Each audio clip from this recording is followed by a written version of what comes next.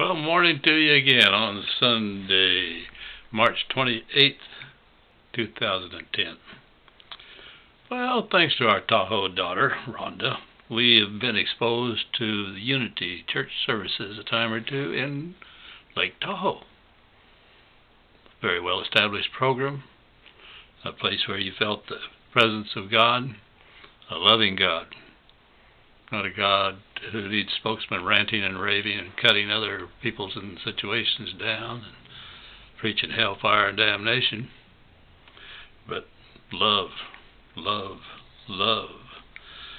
And I realized I was in the presence of people that believed in that God that loves all the people, red and white, black and blue and yellow, all the people of the world. The little song we sang as children and taught to our children. Well, God loves us, loves all of His people everywhere, regardless of what they were born into, and to whom they were born, and what the political beliefs are, etc., etc. And He loves the adults as well as the little ones. So today, we plan to go to the Unity Church service here in Yuma for the second time. 3 weeks ago, we made a shot at it, didn't get to the right place, never got there. Last week we did, liked what we saw. So this week, went back, had a check in my pocket for them, put in that collection plate. You know, they all have expenses. And I had gone out and cut a beautiful bouquet. The newer seeds have started to come out with some really fine pinks and purples. That bouquet I picked was way bigger than this and beautiful. Without a doubt, the best bouquet that I have picked this year. And, you know, the stems were many. It is a fat one. Well, it got there a little late. Donna and I had gotten confused. We thought that the service started at 11. It started earlier.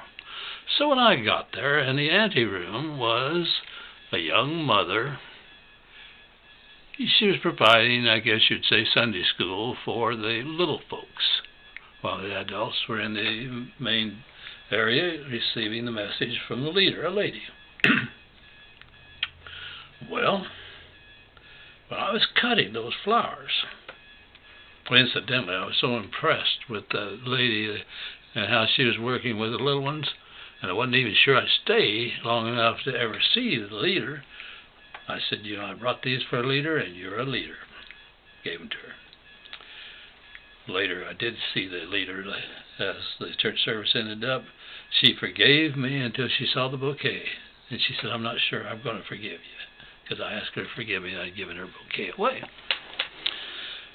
The main point of this story is I'm out there picking those. I've got two-thirds of the total amount that I ended up with in my hand. Have the scissors over here in the other hand. And, oh, there's a pretty one way back in there low. And I lean forward and lose my balance, and I'm falling forward. Which, you know, go down on the knees, maybe bump your head on the railing that surrounds the flower bed. No big deal.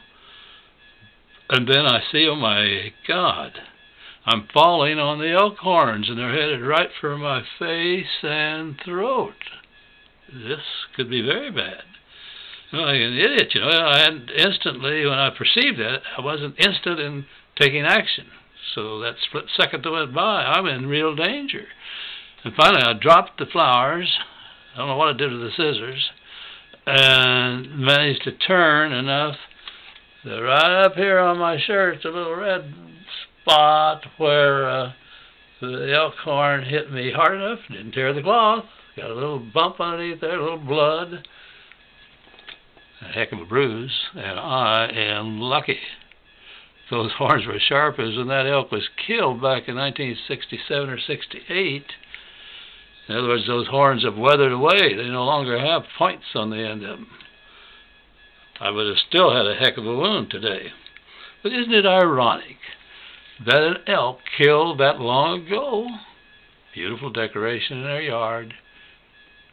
He just about got revenge. Well, he did get a bit of revenge, but he could have done me in. Just almost did. Well, One thing about it, I'll probably be cutting more sweet peas before the day is over.